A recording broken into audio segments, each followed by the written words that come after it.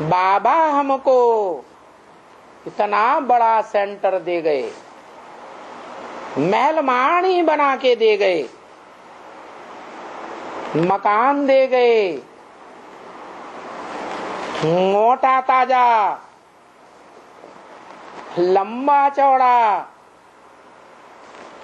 शरीर हमको मिल गया।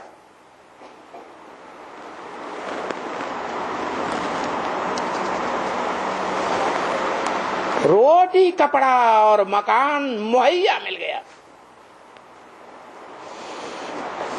तो राजाई मिली या नहीं मिली?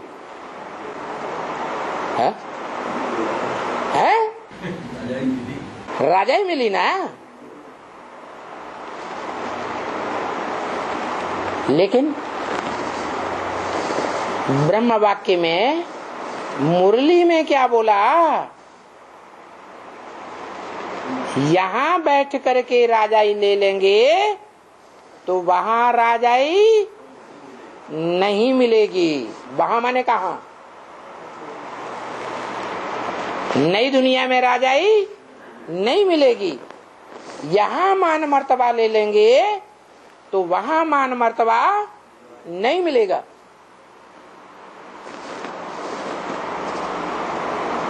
तो ये सब प्रकार के ब्राह्मण जीवन में जो प्राप्ति कराने वाले महावाक्य हैं, वो यही प्राप्ति करना है या भविष्य 84 जन्मों में प्राप्त करना है? यहाँ रहते रहते संगम में जितना श्रीमत को फॉलो करने की प्रैक्टिस करेंगे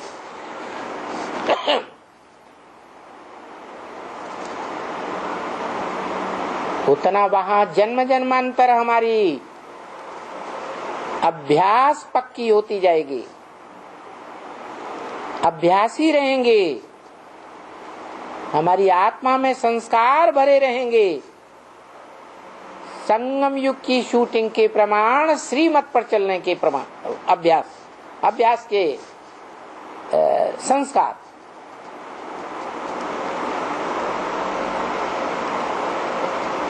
और जितना श्रीमत पर चलेंगे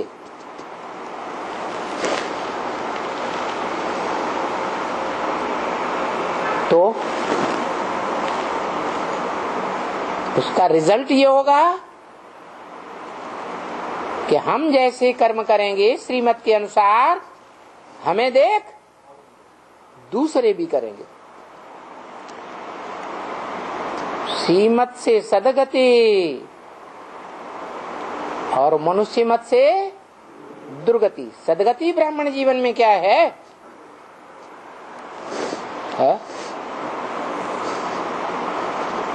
जैसे देवताओं को अच्छे से अच्छा भोजन, अच्छे से अच्छा मकान, अच्छे से अच्छे वस्त्र मिलेंगे शरीर रूपी, तो वो यहाँ लेने में फायदा है या वहां लेने में फायदा है? यहाँ लेने में फायदा है?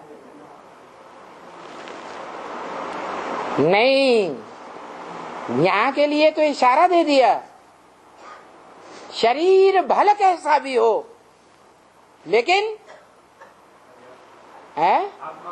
आत्मा पावरफुल होनी चाहिए। शरीर लुंजुम पुंजुम हो, बीमारियों से भले भरा पूरा हो, लेकिन ईश्वरीय सेवा के लिए कभी मना नहीं करना है, फुदकते रहना। और बोला भी है ब्रह्म वाक्य मुरली में, बूढ़ी बूढ़ी माताओं को ईश्वरीय सेवा के पंख लग जाएंगे। जब बूढ़ी माताओं को ईश्वरीय सेवा के पंख लग जाएंगे तो बूढ़े पिताओं को नहीं लगेंगे क्या? हैं? नहीं लगेंगे? लगने चाहिए ना।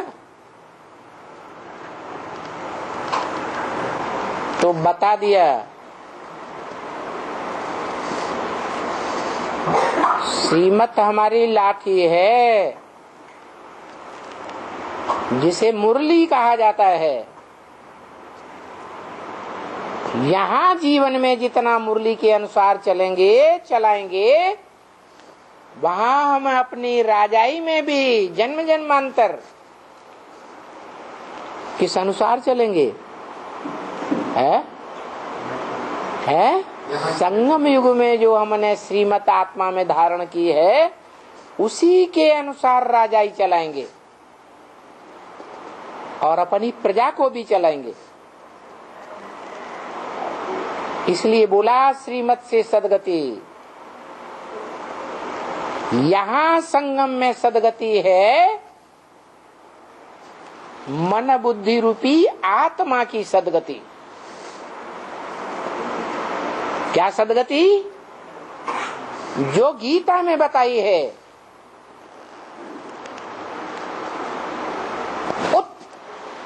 हरे आत्मा आत्मानम, मन बुद्धि रूपी आत्मा ज्योति बिंदु को मन बुद्धि के द्वारा ऊपर हरण करके ले जाना चाहिए। क्या?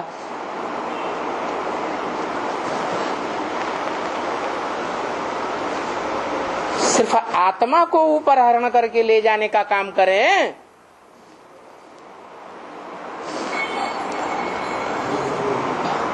कर्मेंद्रियों से कर्म करना छोड़ दें, हैं?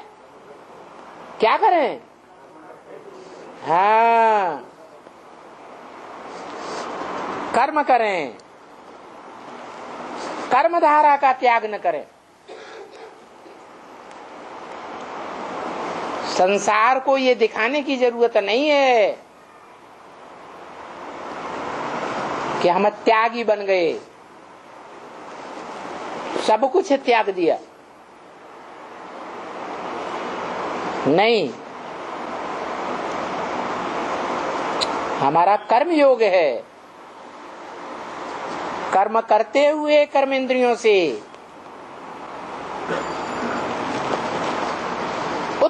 हरेत आत्मा आत्मानम, उत माने ऊपर, हरेत माने हरण करके ले जाए बुद्धि से जबरदस्ती। क्या? अगर आत्मा कोई स्थिति ऐसी आ जाती है, ऊपर की ओर जाती ही नहीं, मन बुद्धि ऊपर नहीं जाती है, ज्योति बिंदु रूपी आत्मा को हम ऊपर याद ही नहीं कर पाते हैं, तो भी क्या करें? हैं? छोड़ दें? अरे बच्चा है, छोड़ दो, छोड़ दें? हैं? नहीं, जैसे बच्चा या बच्चा बुद्धि कुमार्ग पर जाता है, तो माँ बाप उसे कान पकड़ करके रास्ते पर ले जाते हैं। ऐसे ही जो ज्योति बिंदु रूपी आत्मा है, उस ज्योति बिंदु आत्मा को जबरियन उत्तरे ऊपर को ले जाए, कर्म इंद्रियों से कर्म करते हुए। ना आत्मानम अवसादयेत, इस ज्योति बिंदु आत्मा को नीचे न गिरने दे, गड्ढे में न जाने दे। अगर कर्म करते आत्मा ज्योति बिंदु गड्ढे में चली गई, तो क्या होगा? है दुर्गति हो जाएगी। तो गीता ज्ञान में श्रीमत क्या कहती है? यहाँ ब्राह्मण जीवन में सदगति क्या है? सत माने सच्ची गति, और दुर्गति क्या है? ज्योति बिंदु आत्मा को ऊपर ऊपर ले जाना, ऊंचे स्टेज में रखना, ये है सत गति। और ज्योति बिंदु आत्मा कर्म करते अगर नीचे कर्म इंद्रियों की ओर जाए तो है दुर्गति। दुह माने दुष्ट गति। यहां संगम में सदगति और दुर्गति का बेहद का अर्थ है। ब्रह्मा कुमार कुमारी बच्चा बुद्धि हैं, उन्होंने उल्टा अर्थ लगा लिया। क्या अर्थ लगा लिया है? ब्राह्मण जीवन में सदगति का मतलब अच्छा अच्छा 36 प्रकार का भोजन खाते रहो, लोगों को प्रसन्न करके अच्छा अच्छा भोजन 1-2 दिन खिला करके प्रसन्न करके रवाना कर दो, खुश हो जाएंगी।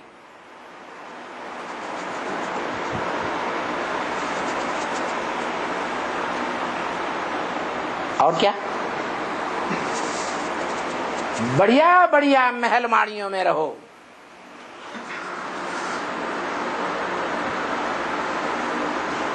ये जो भी जिज्ञासु आते हैं ये सब मेरी प्रजा है।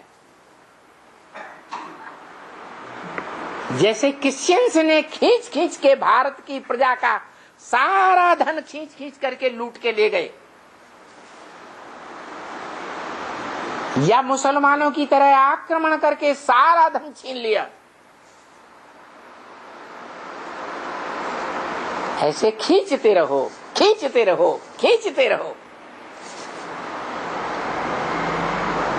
महलवाणियां अटारियां बनाते रहो, पर्सनल नाम से भी बनाओ, हर्जा नहीं।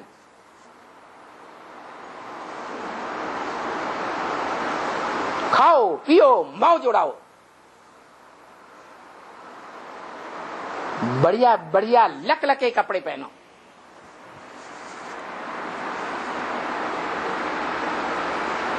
सुंदर सी गाड़ी खरीदो, 4 व्हीलर, फालतू में इधर से उधर दुनिया में चक्कर लगाते रहो, दिखाने के लिए हम बड़े सेवादारी हैं। जबकि बाप कहते हैं राम को त्रेता में राजगद्दी कैसे मिल गई?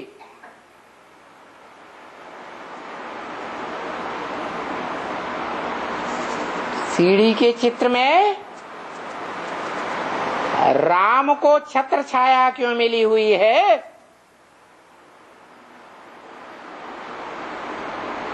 सतयुग में लक्ष्मी नारायण को छत्र छाया क्यों नहीं है?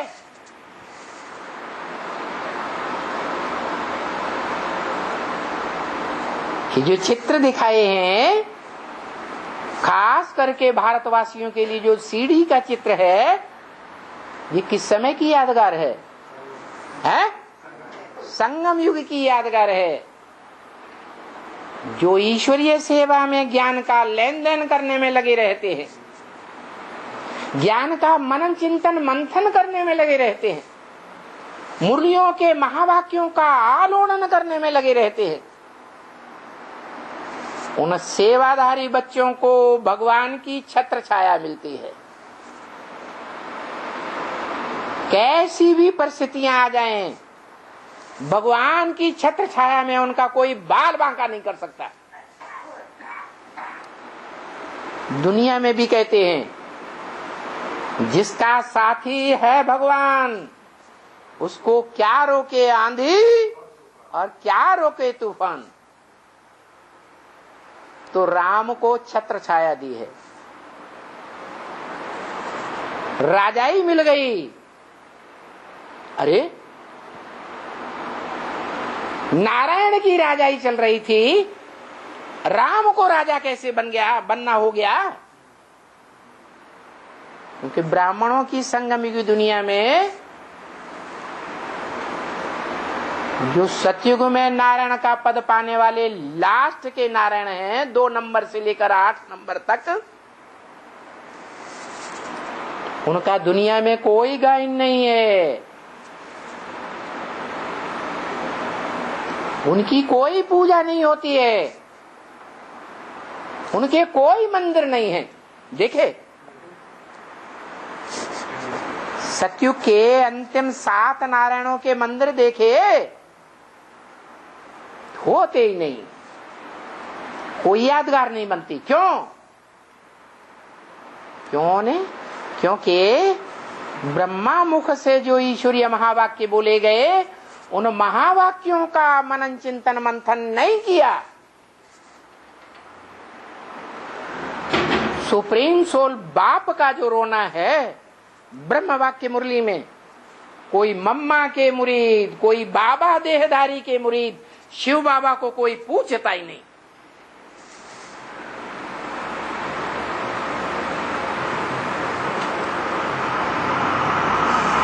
तो नहीं पूछते हैं, हवाई जहाजों में भागे भागे फिरते हैं। जो बोला बिना ईश्वरीय सेवा के, सिर्फ मान मर्तबा लेने के लिए घूमना फिरना भूतों का काम है। ऐसी आत्माएं यहां भी भूतों की तरह फालतू घूमना फिरना करती रहती हैं, यज्ञ का धन व्यर्थ करती रहती है?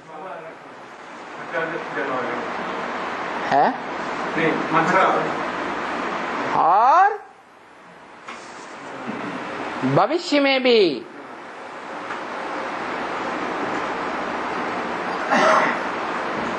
उनको सुख तो मिलेगा,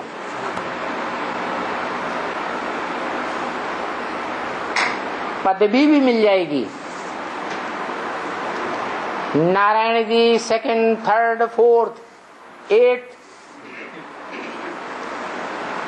परंतु भक्ति मार्ग की दुनिया में उनका कोई मान मर्तबा होने वाला नहीं है। यहां तक कि और ही उल्टा हो जाता है। वो ही नारायण बनने वाली आत्माएं जिन्होंने ईश्वरीय महावाक्यों का मनन चिंतन मंथन नहीं किया, ब्रह्मा मुख से निकले हुए महावाक्यों को महत्व नहीं दिया, ब्रह्मा की गोद में खेलते रहे, मम्मा की गोद में खेलते रहे, देह को महत्व दिया। वो देह का संग करने से कमजोर आत्माएं बन गई।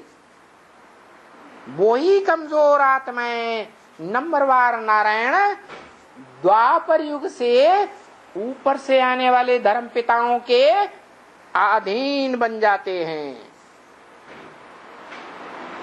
वो धर्म पिताएं उनके शरीर को कैप्चर करते हैं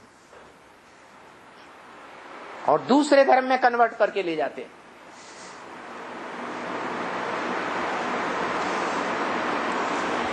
न यहां सुख असली मिला, जो संगम युग में असली सुख लेना था, बुद्धि की सदगति, मन बुद्धि की सदगति नहीं ले सके, और वहां भी सदगति नहीं होती है, दुर्गति ही समझो।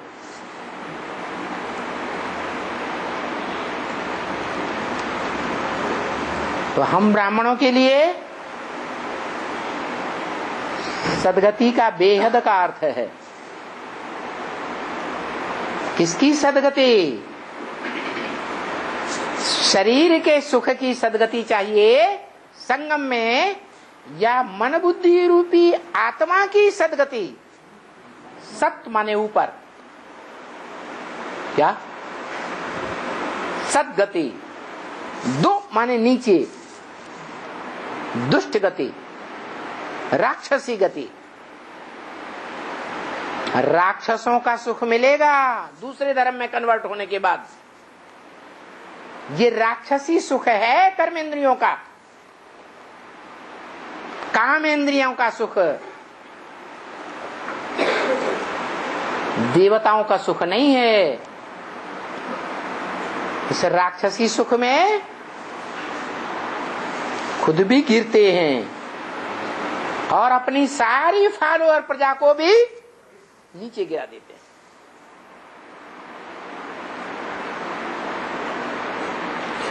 अभी ब्राह्मण जीवन में बहुत खुश हो रहे हैं।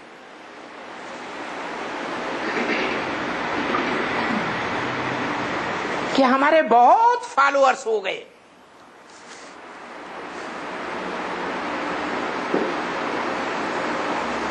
लेकिन ये नहीं सोचते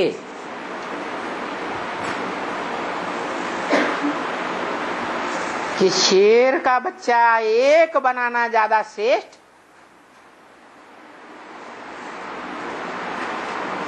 या गधेड़ों के ढेर बच्चे बनाना ज्यादा श्रेष्ठ है।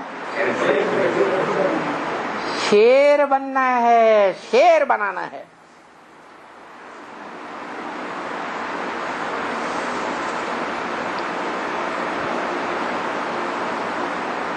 ये सातों नारायण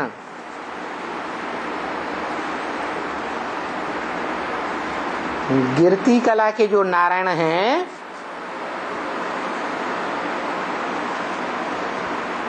वो सब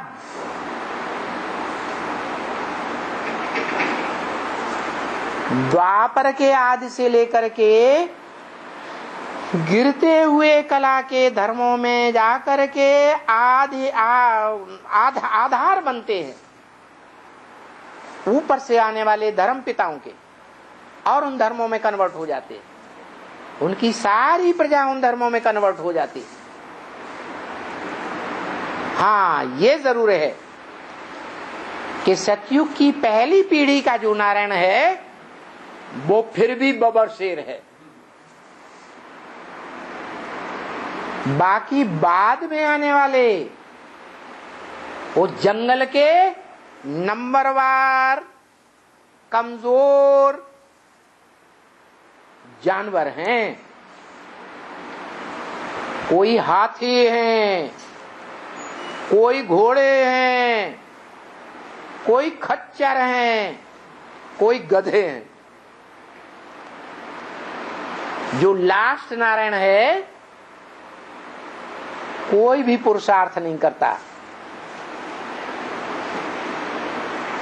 सिवाय हवाई जहाजों में उड़ने के, घूमने के, फिरने के। उस समय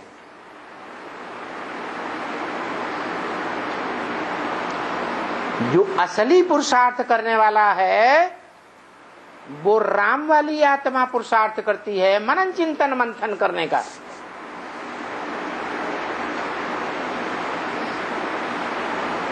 तो ईश्वरीय नियम के अनुसार जो मस्ती मारता है हवाई जहाजों में उड़ने की और ढेर की ढेर किताबें छपा करके यज्ञ के पैसे को फालतू बर्बाद करके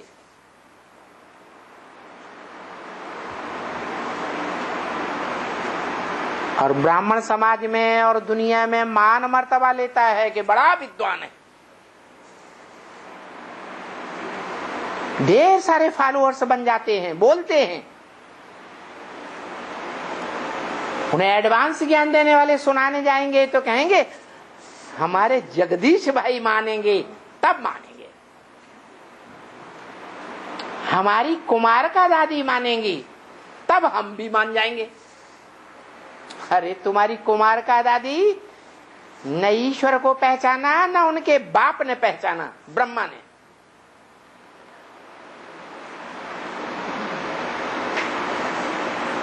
न पहचानने के कारण जो ईश्वर का सच्चा रास्ता है उसमें दीवार बनकर के सामने खड़ी हो गई। उसी दीवार की पूजा आज मुसलमानों में होती है मस्जिद में।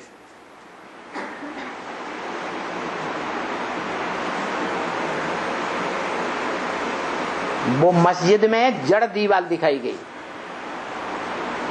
है। संगम युग में चैतन्य दीवाल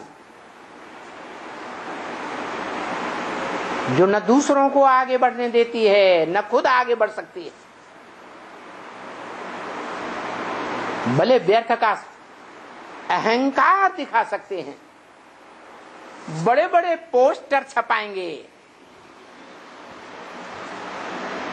ऊपर सूर्य शिव का चित्र बना के रखेंगे, नीचे कुमार का दादी का फोटो, शंकर जी बैठे हैं ऊपर, बीच में जानकी दादी का फोटो, विष्णु जी महाराज बैठे हैं, उसके नीचे गुलजार दादी का फोटो, ब्रह्मा जी बैठे हैं। ये है त्रिमूर्ति। क्योंकि बाप का परिचय ही नहीं, हम ही ब्रह्मा का पार्ट बजाने वाले, हम ही विष्णु, हम ही शंकर। शंकर कोई अलग से नहीं होता, विष्णु कोई अलग से नहीं होता, ये सब हम लोगों का पार्ट है। नंबर वार ब्रह्मा, विष्णु, शंकर, शिवो हम, हमारे अंदर शिव आता है। हम नई दुनिया बनाएंगे। ब्रह्मा बाबा तो बेचारे मर गए। तो ऐसा ऐसा अहंकार पाल करके जो चलते हैं, वो यहां मान मर्तबा तो ले लेते हैं, क्योंकि बाप चाहते हैं कि हर एक की इच्छा पूर्ति होनी चाहिए। ब्राह्मण जीवन में बड़ी बलिहारी है, बुद्धि की बलिहारी। बुद्धि माने अकल, मत।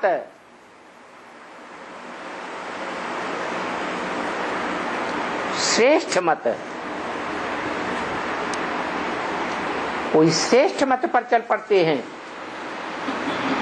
कोई श्रेष्ठ मत पर नहीं चल पाते, देहधारियों में फंस मरते हैं। दीदी, दादी, दादा, बस भगवान मान लिया। यही हमारी सदगति करने वाले हैं। तो जब ऐसी दुनिया की शूटिंग होती है, उसमें पंडा